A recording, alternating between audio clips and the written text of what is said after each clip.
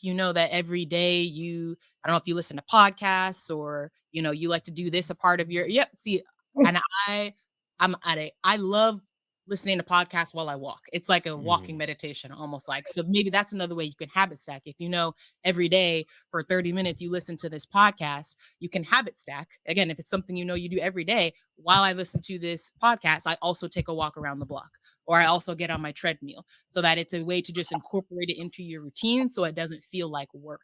Because you look forward to that podcast. So if walking is just something you do while you listen to the podcast, you will start to look forward to your walk and podcast.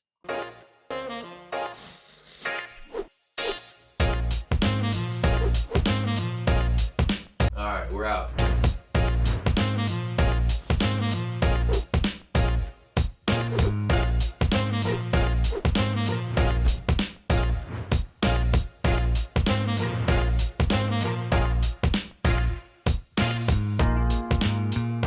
All right, let's bring her in. There she is. Hey. Hey! Thank you for joining us today, Miss April. So let's start off with where are you from? Where are you and what do you do? So let me honor where I'm really from right now because I always say I'm from Birmingham, Alabama, and that is a lie. I am from Fairfield, Alabama. You've never heard of it. I know. But Mm. it, but it is the home to my alma mater, my HBCU, Miles College. So it's a small town right outside of Birmingham, but I currently live in Atlanta, Georgia, and I have a small homeschool, micro school community for middle school age African American children. Nice. Love that. Love Mm, that. mm. Um, this is one of those random questions I said might Right, come up right off the bat. right off the I bat, right? told you it will happen. Random question, but before the podcast, we were talking about salmon pizza, and I just want to make sure That we is we right. cover We need to this. go back to that. I just want to make sure we get this phenomena down before we dive deep into self care because food is our self care. Mhm. All right, so salmon pizza. Can you please educate folks who haven't had the pleasure? So there's this place here in Atlanta, and I don't even know if it's natural, but it's called Slim and Huskies. So if you're in Atlanta and you're listening to me, check it out. There's salmon pizza, and it has a white cheese sauce on it. It's not the red sauce on it, so it's not heavy. And Slim and Huskies is really delicious. And if you're there, get a cinnamon roll. They're really good also. So try it. Cinnamon roll? It's They have cinnamon rolls there too, and their cinnamon rolls are just they're everything. They're everything that's delicious. So you may not know this about me, but I'm pretty sure I mentioned it in an episode before, but cinnamon rolls is up in my top 3 foods, to enjoy in life. So when you come to the A, check it out. Oh, and we have a trip planned to the A at some point this year. So you Facts. best believe look, I'm about to add Slim and Write, Huskies to my write, Yelp write my it down. Yelp thing right Go now. ahead and write it Now down. it's not black owned, and I typically do not promote any business that's not black owned. That's just my thing. But it's not black owned, but there are some dope black owned restaurants here as well. So when you're coming in town, check in with me and I'll give you a list of all the great black owned restaurants you've got to try. Oh, that's what we're gonna do. That another thing that's on our list is to visit that the new Black Wall Street shopping center out there in the A Mhm. too. So definitely go tap in. But the topic of self care, right? And if we started off light for us, food is definitely a part of that self care. But can you talk a little bit about how you stumbled upon focusing on self care for entrepreneurs? Was it a point in your entrepreneurship journey and setting up this homeschool network where you weren't taking care of yourself and you saw those signs and you were like, okay, I need to switch up? Like what kind of led you to this path? There are a lot of ways I can answer that. I'll go to the most immediate. In 2020 is when I started the business itself. At the first, so a year into it, I'm still trying to find my way inside of the business. And then in 2021, go to the hospital. It looks like I'm having symptoms of a stroke, but it's not a stroke. It is my blood pressure is up so high. But in the process of beginning the business, I've always been a smoker on and off ever since I was probably in high school. But I had starting the business, I just started to smoke more and more. And I'm being completely transparent here. I was a black and mild smoker. So while I'm getting the business started, I'm sitting there working at the table. I am smoking, smoking, smoking. And before I knew it, my blood pressure was up. I was killing myself.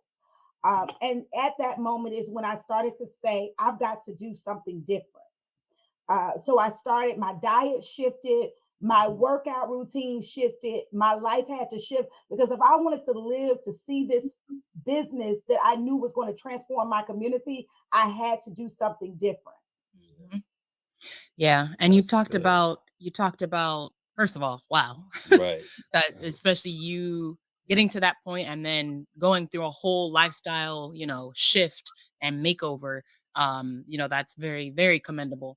Um, but you talked about the like was it the kind of the stress of the entrepreneurship journey that was leading you to like smoking more? Like I'm trying to guys, I know that that's a part of every entrepreneur's Dealing with journey, dealing stress. with stress, right? And you find your different coping mechanisms, whether it's alcohol, whether it's smoking, whether it's Food. binge eating, Netflix, whatever it is, but so many people find those crutches, those coping mechanisms. So was that yours? It was also at that time, interestingly, is that I was starting my business and I was going through a divorce at the same Mm, time. So wow. it was, you have this great thing that you're starting and you're losing this great person in your life. And she was an amazing person, but Mm. it just wasn't working. And so it was the stress of going through the divorce. It was the stress of starting this business. It was, I was a teacher. There is comfort in being a teacher. You know, you're going to have a job. You Mm, know, you always know that you will have a job as a teacher. So knowing that I was about to shift and I was about to lose that security was driving me bananas. So it was compounded by a lot of things, but I was I almost was grateful that it happened the way that it did because I immediately woke up. I came home that day. When I came in from the hospital, I broke every black and mile. I Mm. tried one more time. I'm gonna tell you, it was as if God took the taste from me. Mm. wow. Wow. So Wow. that's yeah, it was all of those things combined. Yeah. Thank you for the nuggets. When we have three people watching live, we appreciate y'all. If y'all have any questions about self-care, later on we'll get into about curriculum and homeschooling. Feel free to put those questions or comments inside of the Facebook comments or the YouTube comments, and we'll be able to pull you up. So I want to get into some tangible tips for folks because I know there's other people out there who are dealing with stress. There's other entrepreneurs that are dealing with stress, dealing with maybe some mental health issues as well. Can you talk maybe some a tangible tip that you have that either work for you or that you just really try to champion within your work on how folks can deal with their own mental health or deal with their stress of being ambitious, of having those Yeah. big dreams, of wanting the dream or the hustle to work, but it comes with that some stress. So can you have some tips for folks? One of the things I want to say is that that word hustle has such a negative connotation. We think that it doesn't, but it really does because the hustle mentality is you team never sleep. You know, that mentality. That's really not healthy for us and we need to make sure that when we're saying hustle that we're also encouraging people inside of the hustle to love yourself, be kind to yourself, be gracious to yourself inside of your hustle. Hustle doesn't mean lose yourself. So I want to make sure that I emphasize that. But tangible things I think that we need to do is that we need to start making no a sentence. Mm. Mm, Make no a sentence in your life, and you don't have to explain yourself to other people when you say no to them. When you need to honor yourself and love on yourself for a minute and spend time with you, you don't have to justify that to anyone. The answer is no today. I'm not doing that. So learn to say no. Also, know when your cutoff is. So for me, each night, I stop working at 10. It doesn't matter. I every now and then I may stretch a little bit over that, but my creativity is lost by 10 p.m. every night. And mhm. Gone. it just shuts off, you know. So I honor that. And your time, somebody else may work best late at night. Mm, And then, so do whatever works for you, and you don't have to justify that to anyone. Do really what works for you. I shut down at 10 o'clock every night. I remember to, another thing is that I make sure that others honor my time. Mm, So that means that if I say that I'm working for 8 hours today, I'm working for 8 hours that day, and you can't call me and have a conversation. Girl, I'm going to have to call you back. I'm working right now. mm, I had to get my friends in the mindset. What you doing? I'm working. That's what I'm doing. And I don't care that I'm sitting at home working. I'm working. So what you need, make it real quick, and we got to get off this line. So make other people honor your time, and then never forget to treat yourself. mm, mm, Self. You mm, know, you're gonna get broke inside of this hustle. I'm gonna here to tell you. There's gonna be some days where you're not gonna have those means, especially when you transition out of the full time and you're doing this full time. You may have a moment where your money isn't what it used to be. I don't care how little you have. Treat yourself. Don't mm. ever pay yourself first. You know, Yeah. that's something inside of entrepreneurship. Don't forget to pay yourself. Give mhm. Mhm. yourself that. So I think those things have really worked for me, and I hope that that blesses somebody else. Oh yeah. I already know the queen's over here like, pay yourself, Devon.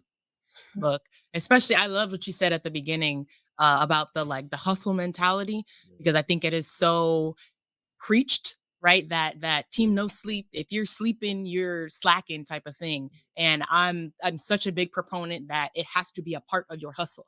Otherwise, you are going to burn yourself out. And I think it's, very similar to what we talked about, I think last week, when, like, if you think about a college student and you've got like a midterm the next day, your natural inclination might be to pull an all-nighter to study without realizing that you are literally decreasing your brain's ability to recall all of the things you just studied, right? It's the same thing with the hustle mentality. You can think like, oh, I'm going to work for 4 more hours. I'm going to sacrifice my sleep and I'm going to be more productive. Those 4 hours could probably be 2 hours the next day after a good night's sleep, right? So Right, that's more productive because you're going to be able to do more in that 4 hour period than you would with no sleep. So I think like it's just a backwards mentality that I know I love that you preach it. I preach myself too, Mm, and especially to the king, make sure that we get good sleep. But I also love what you said about like you have to honor yourself. So I think even in our dynamic as a couple, he is the hustler, right? He lives to just work. If he's not working, he's like, I'm doing something wrong, right? That's right, not me. And I've had to come to terms with that in like the last couple months of like, okay, I'm going to bed. Yes, he's still there working on his laptop, but I'm going to bed. Or I'm gonna sit here and I'm gonna watch this episode of TV and not work because that's what I need to do to decompress and make sure that I get a good night's sleep and I'm fresh for the next day. And at first that there was a little bit of guilt there, like, dang, I need to be hustling too. Like he's there, I need to be working. But I just at some point I came to the realization that we are different people mhm, and that right, his grind will tear me apart and have me like dead. So I think that that was not dead, but like energy wise. mhm, Thank you. No, not dead. But yeah, I just had to come to terms with that. And I'm now like I can do that with less guilt now of like, this is what I need to do today. I'm taking a self-care day. You work, that's what you need to do today. And we can come together at the end of the day and, debrief about how our days went. right. Because our hustles look different. Everybody's hustle looks different. Yes. So and I think that that's so important that you recognize it so that you can give yourself the grace and be kind to yourself so that you don't feel bad. Uh, other friends that may be entrepreneurs and so forth, they look, girl, you're always working, but I actually love to work, yeah. especially when your work is it's something that you're passionate about and it's not just something that you're doing. I'm really, really passionate about teaching children and bettering our community through education. And so I can do this all day. When I say I can do this all day, I can do it all day. Love it. Look, so speaking of the passion, speaking of the love, I think that's something that I think me and you share, April, is that passion of education. Mhm, And mhm. selfishly, whenever we call out for guests, there's always a little bit of selfishness in there, like, ooh. Okay, I like what April doing Look, over I saw there. some of these questions. I was like, oh, Oh, let me get April on so I can learn a little bit. Hold up. he's in here to learn all he can. I was like, hold up, she popping out there. So I wanna pivot a little bit to your passion work, right? Within the past network. Um, I know on your website you talk about culturally relevant pedagogy or culturally relevant content, right?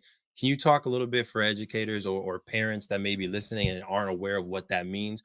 What is culturally relevant pedagogy or content, and why is that important for our young ones or even ourselves to take into consideration when we're learning something? So I want us to break the narrative. We're breaking some things today. Some people think, oh, if I put a book with an African American in it in front of them, then that's culturally relevant. And if I talk to them about these African Americans that have done these great things, and that makes it culturally relevant. But our culture is not just our race. Um, our culture is attached to so much more than that. But for the sake of this moment, we'll talk about it from a racial standpoint, though, because that is the moment of reckoning that we're in right now, and Mhm. that's so significant right now.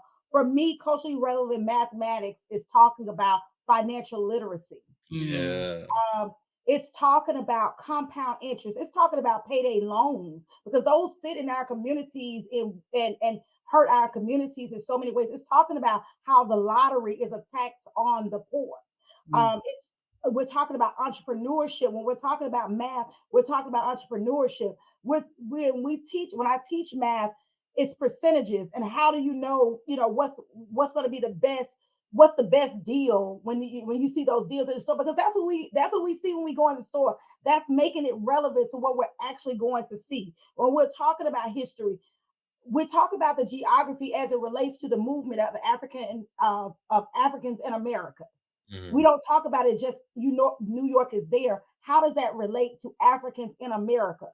What was the Great Migration? What was that? We talk about that movement of people, and now the return migration to the South that we're seeing right now. So we talk about geography in those terms, and I have my notes here because I want to make sure when we talk about language, Mhm. appreciate inside of a traditional classroom. A child says ain't, finna, kinda, gonna. We want to correct them. Culturally relevant says I appreciate that part of your culture. Mhm. I'm going to teach you how to use language in a way that appeases some others, but Mhm. I want to teach you to stop caring about the white gaze. Mhm. mm. That when we say you're good enough, you're good enough. If you say you're good enough, you're good enough. So that's what it's about. It's about teaching African American children, because that's who I serve, and I'm unapologetic about it. Yeah. But it is about teaching African American children that who you are is enough, and it's showing them that it's that across all content areas. Let's Yeah, go. love that. Let's go. I love getting that energy Hmm. right in line. Oh, I want to know. This may be a kind of an outside the box question for you, but rock with me. How can entrepreneurs or parents take the idea of culturally relevant pedagogy and apply it to their life? I feel like, it's not easy, but I think we can see a direct correlation where we can apply it to teaching kids something, right? But I feel like personally, I'm a lifelong learner. Mm. I'm always going to be learning. The queen's over here. She's always going to be learning about health stuff. She's going to come running in, teach me about circadian rhythms and what was the Grilling? ghrelin? Thank Hmm. you. Hmm. The ghrelin. So how do we as adults continue to make sure that we're using the concept of culturally relevant pedagogy or content to learn ourselves and to make sure that our own identities continue to be in what we learn and what we consume? Be intentional. Mm, That is the most important thing, is to be intentional. Be intentional about what Facebook groups are you in. mm, That and in the certain Facebook groups, what you're liking on social media is going to determine what they show for you on social media. What advertisers are going to come up for you. So get engaged inside a community so that you can start to know when the black dance troops are coming in town. So mm, when you know that For instance, I have a young lady that I went to high school with, Adrian Starks. I'm going to call her name right now in the atmosphere, but she's a black female scientist. She's one of the few. They have this great exhibit of all of these women, black women in STEM, and she's absolutely amazing black woman doing this. When that exhibit comes to your town, if you're not engaged in the right networks, you won't even know that it's coming. Mm, So I encourage parents to engage in the right groups on social media, follow the right organizations, follow the urban leagues, follow the minority business association, follow the minority in arts organizations. Do those things so that you'll know when those experiences that you can engage your children in are coming in your city, and know what's available already. Most cities have very small museums that you don't even know about that you could be engaging your kids in. Put yourself in the community where people like-minded are doing the things that you want to engage your child in, so you can know when those activities are coming about. love it. And Yeah. if you see the comments coming in, they love your passion for education. Yeah. Yes, it's needed. As we know, education is the passport to the future, right? So as we continue to try to make a better future for our kids, for ourselves, for this nation, like teaching from this lens, in my opinion, and I think April is the way to go, right? It's the only way to go, because a system never designed for us will never serve us. Mm, And some systems cannot be we cannot work within them. They just have to be dismantled. mm, And they're not going to dismantle the system. So you know what we have to do? We have to just create our own. mm, Yes, yes. And I think that that goes to your question on like how to incorporate the culturally relevant pedagogy into like your life and your entrepreneurship journey is take that and make your entrepreneurship journey, make your business, make it black centric, mm, right? Make it Afrocentric, put your own twist on it. And I know that that's something that I'm doing is, even in the field of health, right? Education is a field that's definitely not made for us and neither is health, right? Everything about health is centered around the white man basically. And that's it. They took the research for that and made it relevant for everybody else, even though that's not accurate. So, one of the things I'm doing is taking a black approach to health and saying, okay, so how does racism affect our health? mm, How can we take our cultural foods and either, make them healthier or some of them are not unhealthy to begin with, they just have this lens put on them that anything black is unhealthy, and Right. that's not true, right? We got collard greens, they are so nutrient dense. That's something mhm. that we've been incorporated on like a bi-weekly basis. I Yeah, love me some greens, they're right? delicious too. Yes, they're so good, but they sometimes have a lot of negative connotation to them. But anyways, I could get off on that soapbox on the health field too. But let's go back to the homeschooling network, right? You talked about starting your own kind of micro homeschooling network, and I'm very curious. How do you actually start a homeschool? So I do want to, if you don't mind, I want to circle back to that, creating spaces that are black owned and Mm, Mm, black and targeted for the black community for one moment. Because I think what happens is not only that mentality towards health, but creating businesses that are targeted towards the black community. We're taught that the black community won't serve us. They won't pay for our services. They won't, you have to create something that's for the masses or it won't work. And that mentality is stopping so many entrepreneurs from serving our community. Some people might consider I'm too black to be black. I don't care. I trust that my community will support me and I will serve this community, and that's what it's going to be for me. So I think that that mentality needs to shift. That our community won't serve us, and we can't live off our community alone because our community. There's a lot of money circulating in our community, right, facts. right. lot of money, and we just gotta create the product, and they will purchase, and we know that they will because they're purchasing now. But how do you start your own homeschool? Again, one of the things I start with is a mindset. Um, it's not going. There are a lot of things that when you're starting any business, you have to it's not going to look like what it was when you had that paycheck coming every 2 weeks. You knew it was coming and all of that. It's not going to look that way. So, one of the things I tell people to do is educate yourself on business. I took that first year and I learned about building business credit. Mm, I got me a couple of coaches to help me out. One coach helped with business, another helped with marketing, and another one specifically, I got a coach that helped me with transitioning from an educator to an entrepreneur. Mm, And we call those edupreneurs. yep. So her name is, her book is up there on my shelf, Erica Terry. And I like to call people names because I like to give people their flowers. Mm, Um, so Erica Terry, she wrote the book Classroom CEO, Black woman here in Georgia, and she actually coached me a lot in making that transition. So I tell people anytime you're starting a business, get a business coach, get you some mentors in your back pocket. Also, with starting a homeschool, get inside of the homeschool groups, um, get inside of those homeschool groups outside of social media. You have Facebook groups that have that where the homeschool parents are because you got to connect to that community. Go out to the homeschool events and so forth. Find a location, get your business started. Choose your what your curriculum is going to be. All of those things, but most importantly, I'm telling you, the biggest thing is learning the business because if you're an educator, you already know the education piece. Learn the business piece because you will falter if you do not learn the business piece of running a business. Love it. And Yeah. we got a follow-up question from the audience. Can you talk a little bit about your school, like your homeschool pod or your past network, age groups, courses that you're offering, or the particular curriculum focus, which may be financial literacy and Black studies. But yeah, can you talk a little bit about your own network? So I chose to get inside of that niche market of middle school because I'm gonna tell you nobody likes middle school kids.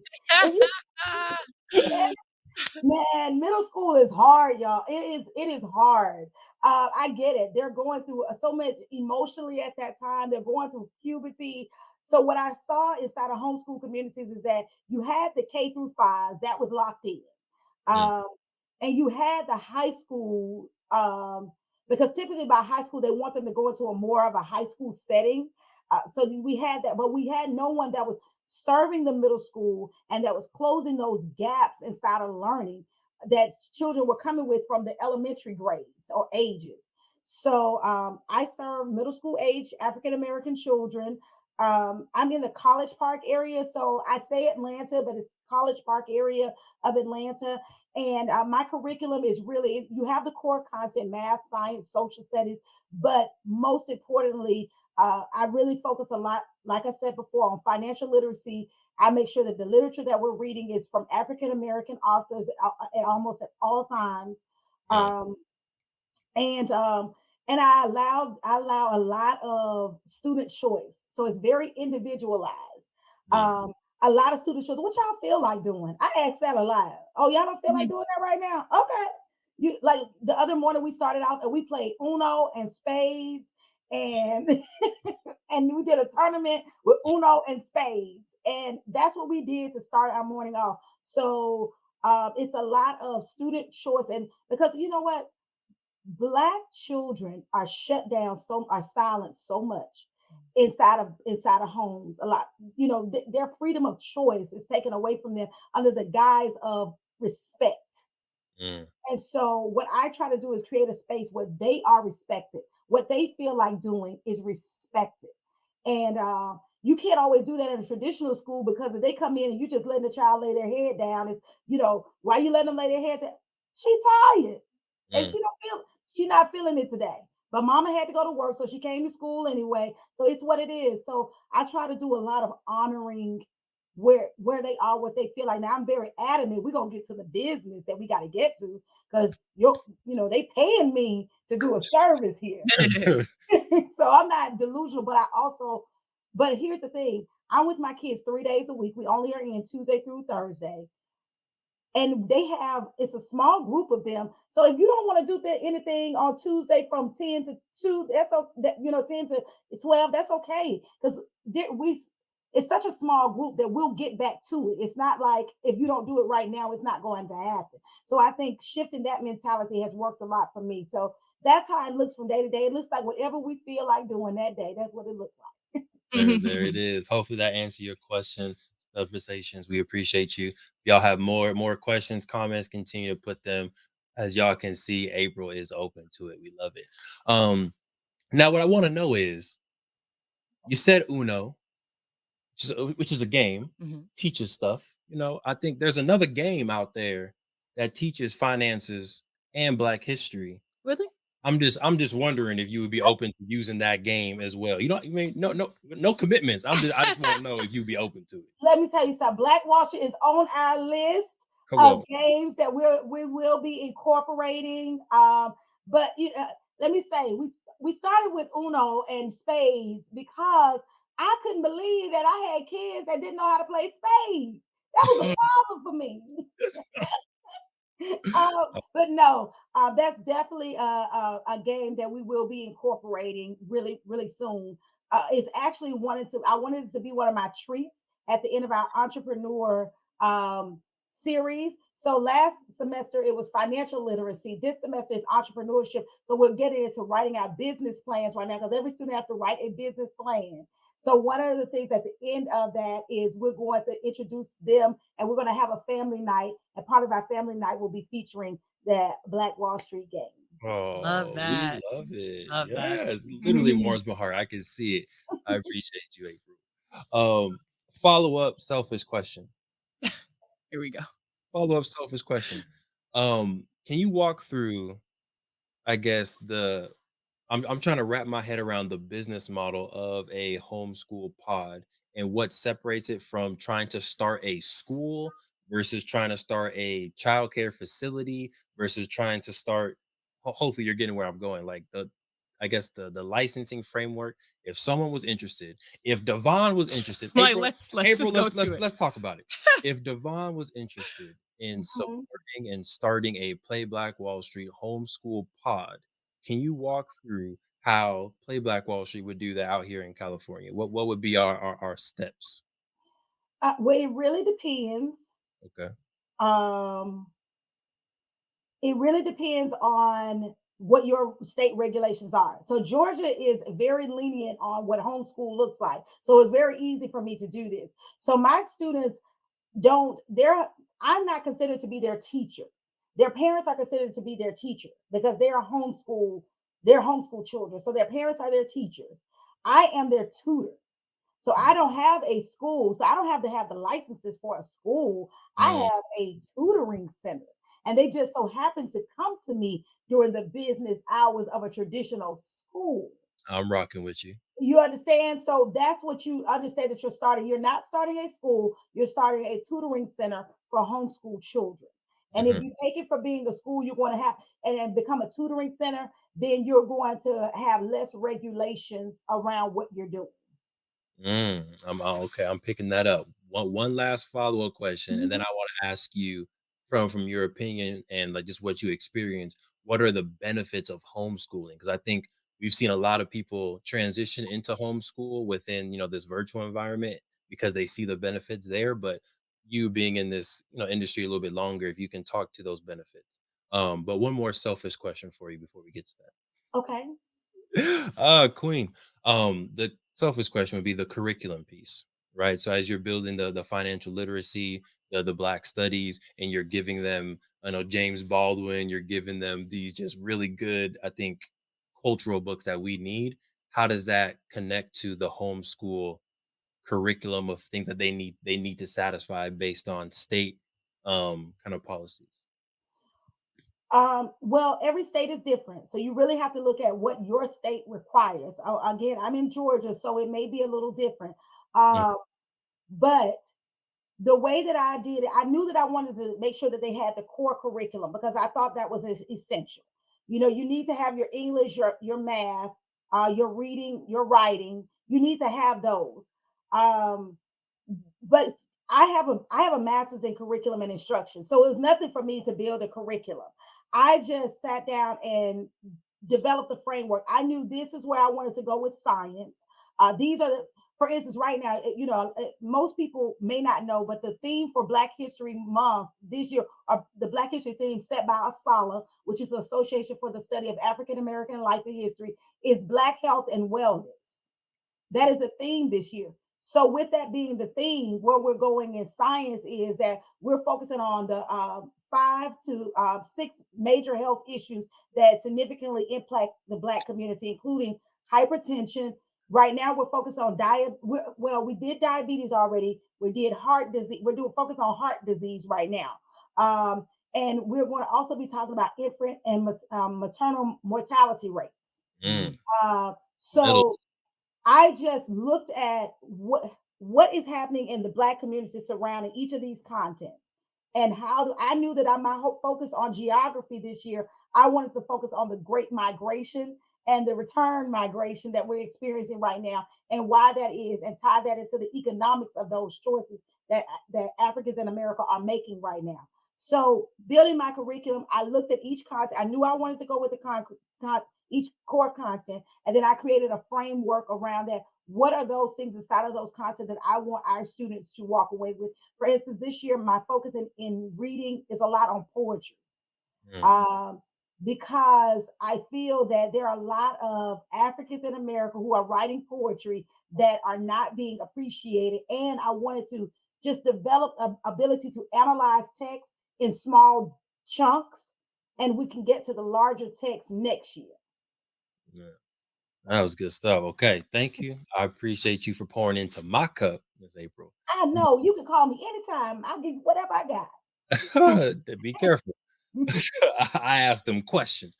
But I do want to circle back to benefits of homeschooling, and I think it's obvious to me based on the just what you've been saying so far, and I think we have softly committed to homeschooling our kids. We don't have kids yet, but we're when the Do it. blessing when the blessing comes. But can you talk about from your perspective the benefits of being able to homeschool your kids or have them join a homeschool pod? So I like to talk from, because I serve educators and I serve parents and families and children. So I'm going to take that from two perspectives. From the educator perspective, what I know is that educators rarely leave the classroom because of children. That is never our issue. Mm, We knew what we were getting into when we signed up for this job. Like this really, and the problem is always the school leadership, mm, district leadership, and the model that we have for education in America. So, with that being said, from the educator standpoint, it gives you the autonomy that you can make the choices that you need to make for your children, and you don't have to worry about that oversight. Like, I don't give grades. I don't see a need to. I have no reason to tell a child you're an A, you're a B, you're a C. Every one of my children are amazing to me, and they yeah, are where they are. Like, I have never given my kids any grades, and it works. And my students just tested, and they tested one of my kids, three of them tested two, they've gone two grade levels in 5 months in mathematics. let's Two go. grade, right? Why do I need to grade them? I give them a test, every few months. That's it. So one of the things, but I get to do that inside of this space because I have that autonomy. So the benefit for the educator is the autonomy. Now for the family is that it allows you to give that individualized instruction to each of your children. You may have one of your children that's really into the arts. You may have another child that's really into the sciences, and you may want to teach them from a science perspective, and you want to teach the other from an art perspective. But if you put your child in a traditional school, there is a one style fits all inside of there. That's it. Unless you want to go to an expensive Montessori school, that oftentimes there aren't let me be honest, there ain't black kids in there. Mm, They're yeah. overpriced, and they're overpriced, and there are no black children, or very few black children there. And if they are, they ain't my kind of black. Mm. Let me say that. So So I mean, I wanna stop there because I know the queen went to Montessori school for 1 year, 2 years, whichever is But like that. preschool, kindergarten, Preschool and years. okay, kindergarten. well, what was your experience then with Montessori schools?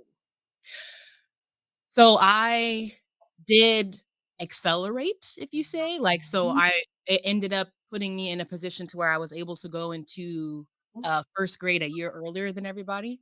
And I truthfully, I only know that now because my parents told me, right? I was 2 or Mhm. 4 at the time. So I don't know if that was a normal thing or if that was just me. I have no idea. But I there were a few other Black students, but I'm not gonna lie to you, I do remember a couple of moments where I felt a little scarred. And I have no idea if it had anything to do with race. Again, I was so young, I have no idea.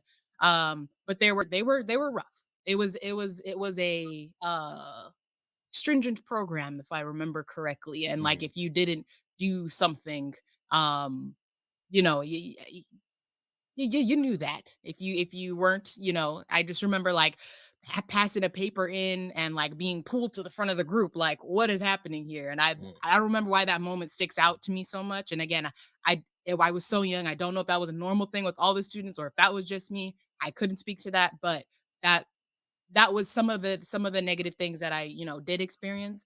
But overall, academically, it did put me in a space to where I was able to start the traditional. When I went into 1st grade, I was in like Mhm. a normal public school, and I was able to go a year earlier than everybody else, which, I mean, I don't know if that ended up having too much of a benefit, but It did have a benefit because, and I'll get right to you, Miss April. It did Mhm. have a benefit because if you didn't go a year earlier, I wouldn't have met we wouldn't have been in college the you. same year. I would You're have been a right. year ahead of you instead of being the same year, and we wouldn't have been here. You You're never right. You're know. right. So, hey, if it didn't help out academically, it helped out spiritually. There you go. There you Amen. go. April, sorry, you had something. And that's my point about Montessori. Montessoris are great because they give you that freedom that we want to have. But the drawbacks to Montessori schools is that they are oftentimes are very, very expensive, and there are not a lot of African American children in there. So the black children that are there become very isolated. Mm, So I would say that the benefit of having this homeschool is allows you to individualize it for your children. It also allows you to spend more time with them, exposing them to other activities, other enriching activities. You have all day to do whatever amazing adventures you all want to explore, whether that be in the grocery store or whether that be travel. And now you don't have to wait on summer to travel. You save a lot of money. You could travel all year long, right? Because they could just go with you wherever you're going. So now you can take those trips in the off season. So I found that to be the benefit. And you can ensure that your child is being exposed to the values that you want to have your child exposed to. Because I'm going to tell you, the things that I have seen inside of these middle schools, I mm, would snatch my child out of there so fast. When I, yo, yeah.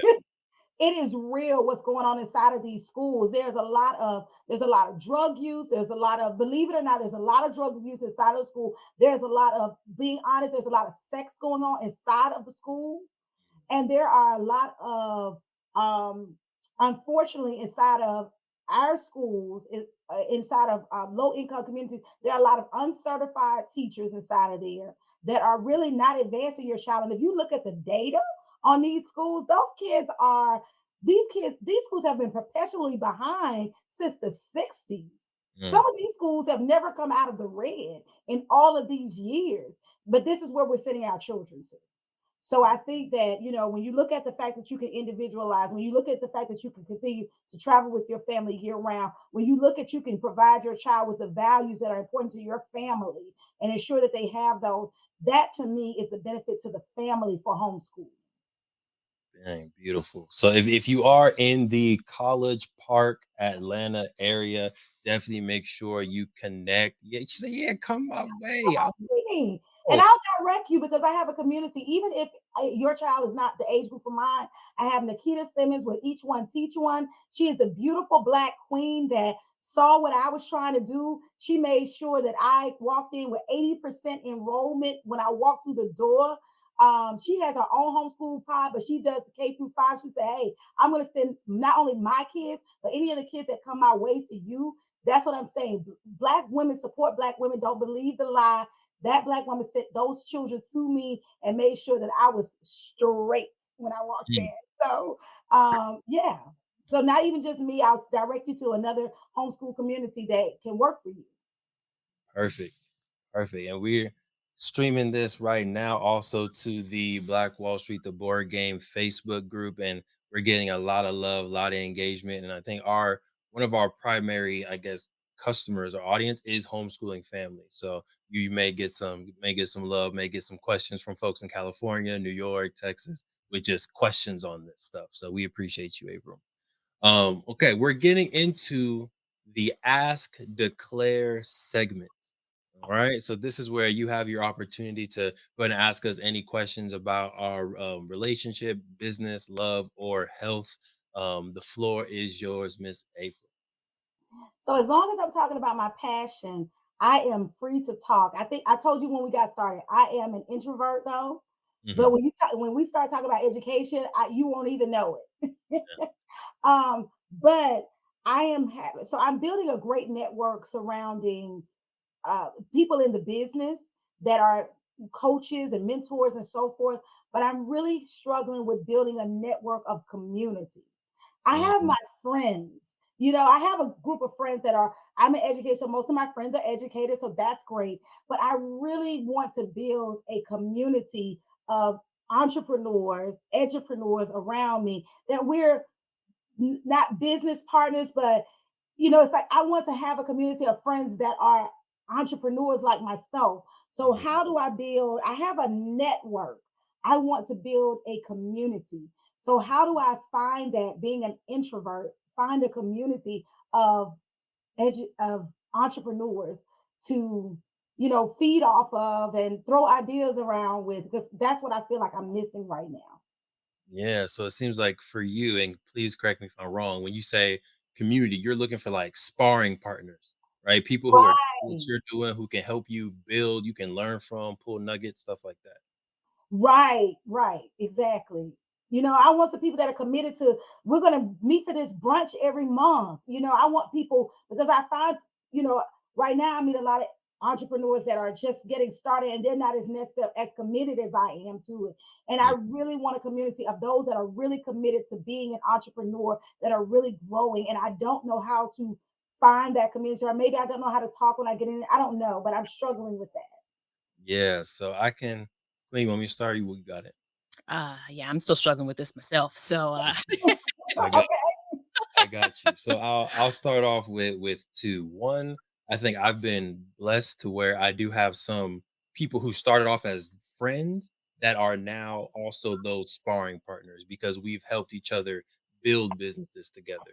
Right. So I know you like dropping names, so I'll drop names as well. So I have Markel Johnson who helped build the our board game. He did the graphics behind our board game. But then after the board game, he was like, "Oh, you know what? I like this business stuff. Let me start my own business too." So he started his own clothing business, and now we trade goals constantly. I'm always like, "Hey, bro, how was the week? Did you accomplish your goals?" At the end of each year and each quarter, we're like, "Hey, did you hit your goals or not?" We do like informal talks, so that's one of my for sure sparring partners in business. Me and him are also in a race to make $1 million first against each other, right? But I mean, whoever wins, it's all love. It's not a L either way, but it's having that person who can teach you but also push you at the same time, right? So I've been blessed in that sense. Um, on the other side, I would say how can you possibly build that community or collaborate to build that community, right? So I Mm. have two examples off of this one. One, this is something that I'm actively doing this year. I just published a book 2 weeks ago on my birthday called Launch It: The 7 Steps to Launch. And in this, we have accountability calls every Friday, 7 a.m. Pacific Standard Time, where entrepreneurs, aspiring entrepreneurs, we're getting on and we're talking about business. The queen's teaching me stuff. I'm teaching the queen stuff. We got Christy who joined the other day, Dominique joining, Sam joining. So it's like we have these people who are now all able to build together. So whether you want to join Launch It, which I'm 100% open to you coming to launch it, or you build your own specific one around entrepreneurs and then build that community. My very last one, only because the queen said she didn't have anything. you took the one I did come to mind. Oh, I'm so It's I'm so okay. sorry. I'm so sorry. My very last one is building events and then collaborating with the people that you want to be your sparring partners, right? And I will say 100% April, me and you, we can be sparring partners 100%. We're on the same wave. There's so much I know you can teach me.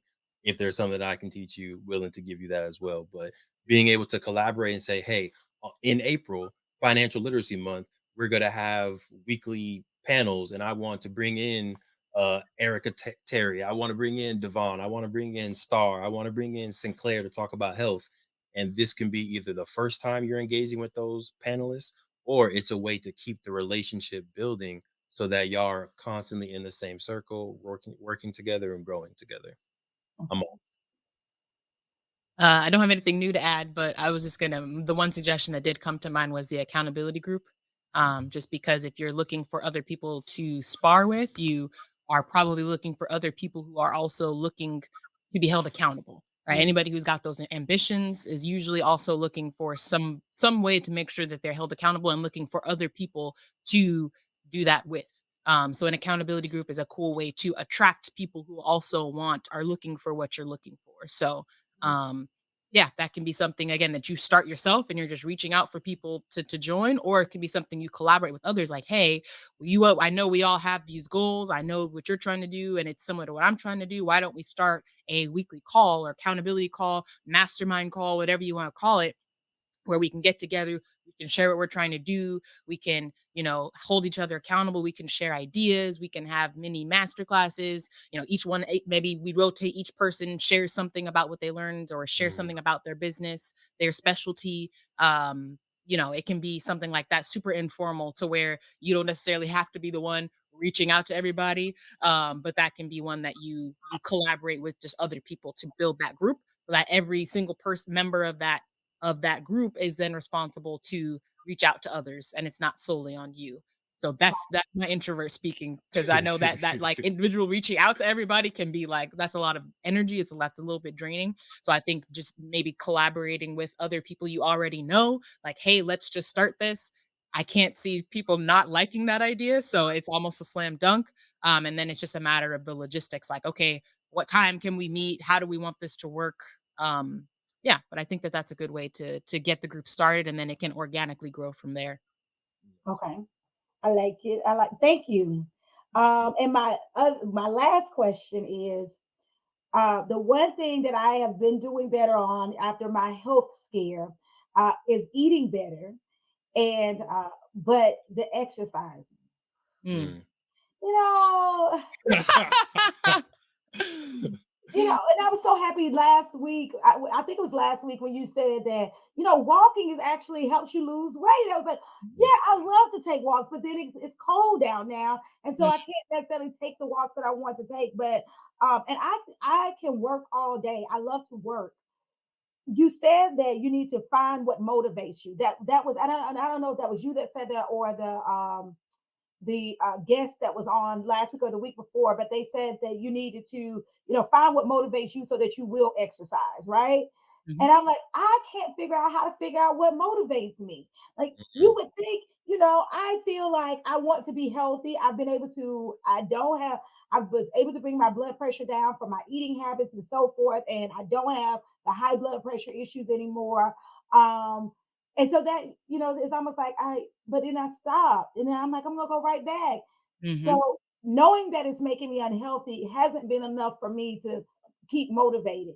But how do you find the thing that motivates you when you feel like, yeah, how do you find what motivates you to get up and do it every day? So that's a loaded question.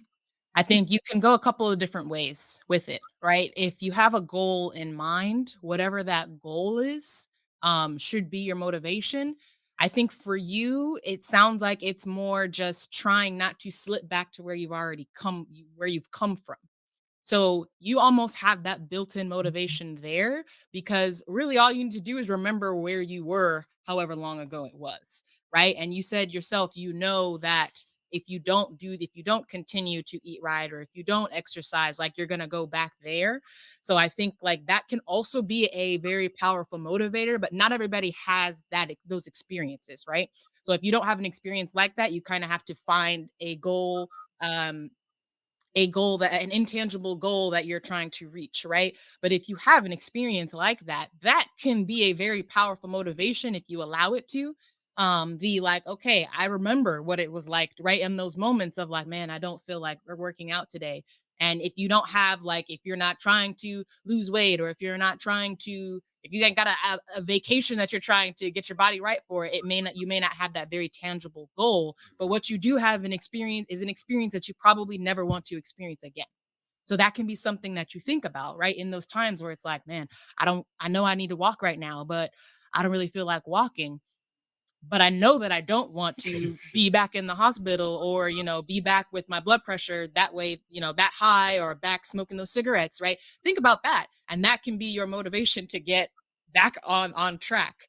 And it doesn't have to be anything crazy, right? I'm always a proponent of under promise, over deliver. So just say, I'm just going to put on my shoes and I'm going to walk around the house. Like it can be very minimal if you know you live in a place where during certain months you're not going to be, if walking is your thing, and you live in Atlanta where during some times of the year walking outside may not be feasible, then it might be good to invest in a treadmill, right? Or it might be good to invest in a gym membership. You have to build those systems into your life so that you can make sure that health is a consistent way, a consistent thing for you. Luckily, we're in California, so there's really no time of year that we can't go outside and walk, so we don't really have an excuse. Mhm. But if you know that you live in a place where it's going to be freezing and walking outside is not feasible for you, then you have to build in your no excuses clause, right? So if you Mhm. have a treadmill or if you have a gym membership, you have no excuse. So I think you need to build that in. But if you don't have those things, you always have that built in, like, well, it's kind of cold outside, so I'm not going to do it today. And it makes your mind is so easily convinced, right, by those things because it wants to preserve energy, right? Preserving energy is how you preserve survival and how you survive. That's how your body thinks, at least, right? Right. So it's always going to want to sit down and not do anything. So you have to make that the hard thing to do, right? Again, so if and I caution, I want to say this, but I also want to caution, if I so when someone has a goal, I usually tell them to make it visible in their space. Somehow, some way, shape, or form, right? If you have a body you're trying to accomplish, put it in your space, put it as your screensaver on your phone, make it visible somehow. If you know that your past experience is your motivation, if it's not triggering for you, it may be good to put a reminder of, like, Mhm. this is where you came from, right? Not in something that's going to trigger a stress response or a traumatic response. We don't want to do that. That's counterproductive. But something that can just remind you of where you came from, so that you can be reminded of how far you've come and how to continue the journey, basically. Um, so that was a really long-winded way of answering your question, but I think that just remembering where you've come from and how far you've come in those moments where you don't feel motivated to work out is a very powerful motivator, or can be. Mhm. And then also to give yourself no excuses. Those are probably the two biggest suggestions that I would give. Nice. And I want to sprinkle just a little bit on there because we started this conversation talking about self care for entrepreneurs, right? Mhm. And in April, you are an entrepreneur, you are a tutor, you are an educator, right? But you also need to find that time to take care of your health. And, talking about conservation of energy, I would say, how can you habit stack Mm. what you're doing to what you want to be doing, right? Mhm. Habit stack from Atomic Habits is where you take something that you're already doing, it's already a part of your culture, you're already passionate about it, and you add on a healthy aspect.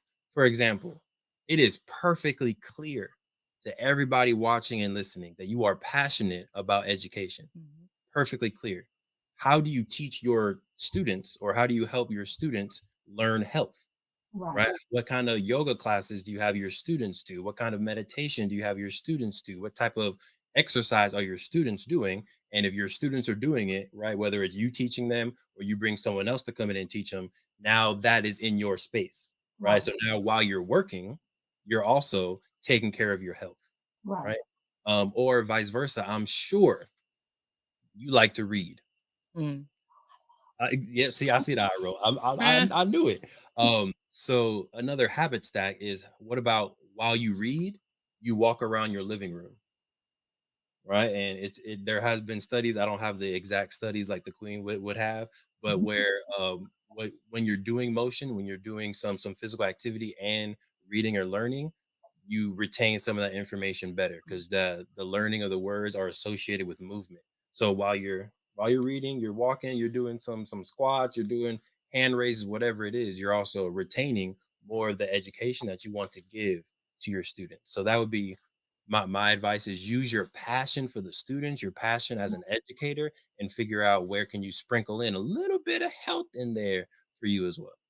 It could also just be something in your routine. Like if you know that every day I don't know if you listen to podcasts or, you like to do this a part of yep, see, and I I'm at it. I love listening to podcasts while I walk. It's like a walking Mhm. meditation almost like. So maybe that's another way you can habit stack. If you know every day for 30 minutes you listen to this podcast, you can habit stack. Again, if it's something you do every day, while I listen to this podcast, I also take a walk around the block or I also get on my treadmill so that it's a way to just incorporate it into your routine so it doesn't feel like work. Because you look forward to that podcast. So if walking is just something you do while you listen to the podcast, you will start to look forward to your walk and podcast. Okay. Thank you. Of course. Or it's beautiful questions. We appreciate that.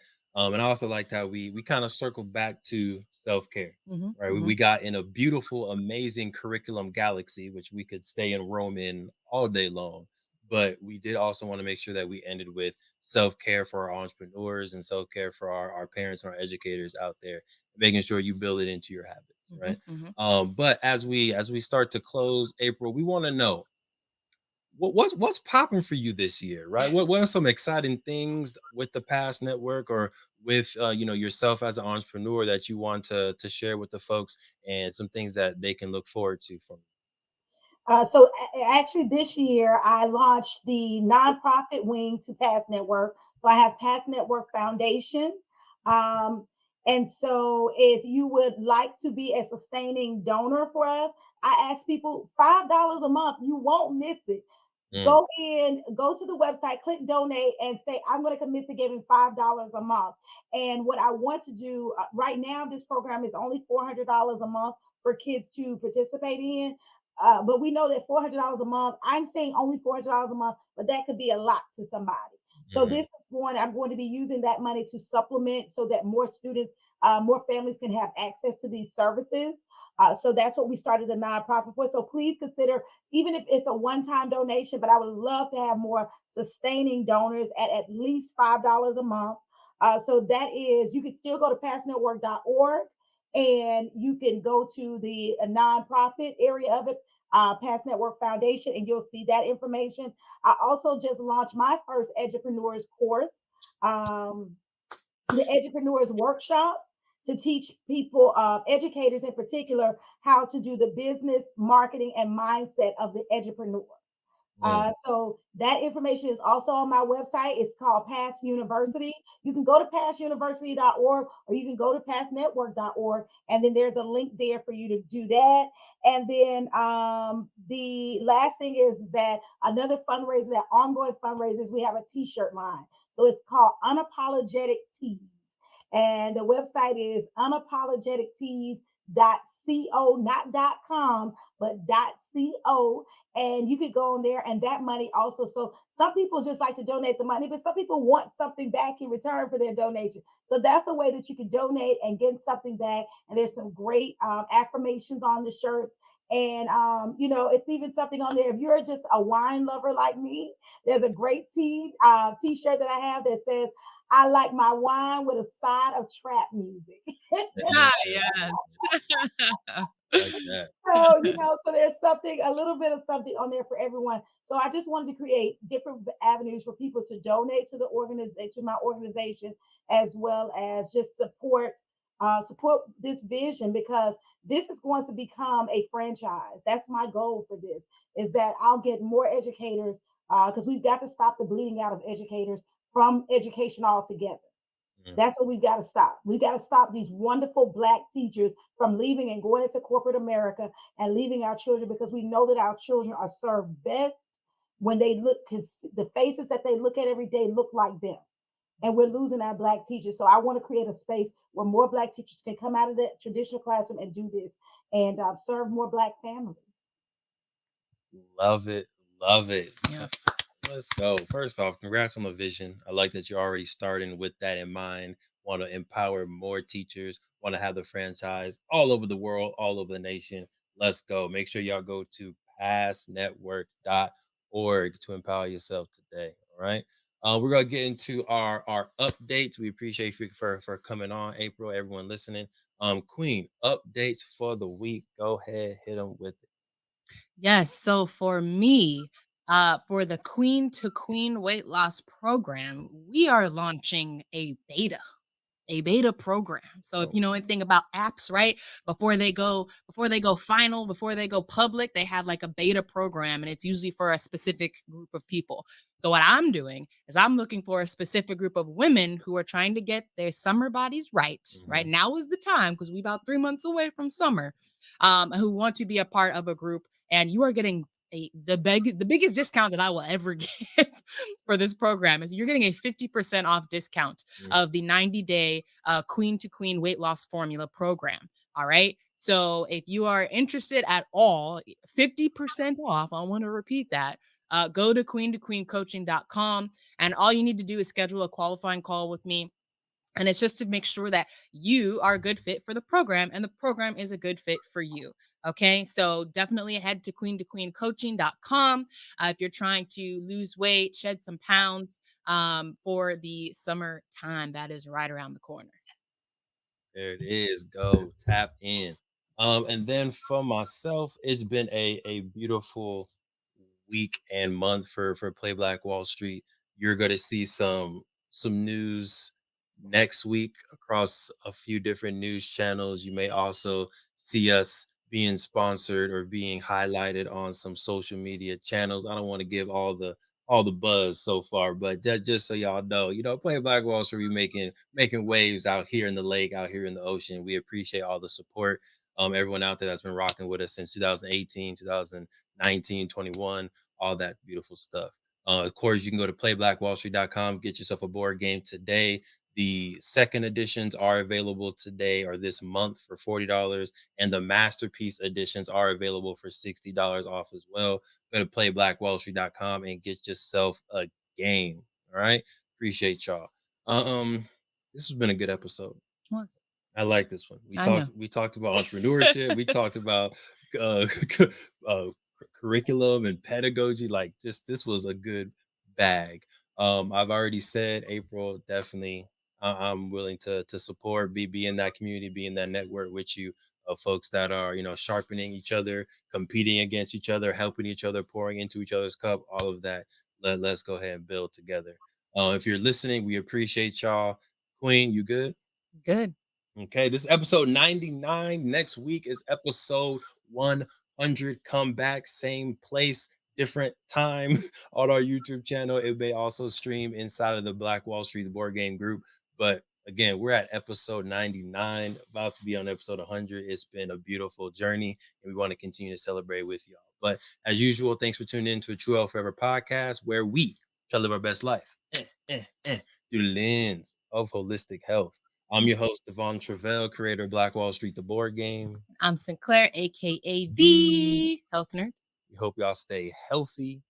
We hope y'all stay mentally wealthy. And of course, we hope y'all stay true. Thank you for tuning in to the True Health Forever podcast. We hope you learned something valuable that you can take and implement into your life. Now, we've all heard that sharing is caring, and this podcast is no exception.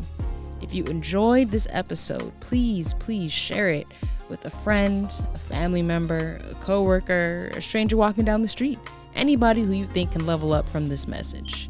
As always, we appreciate your support, and we'll talk to you next week. Be well.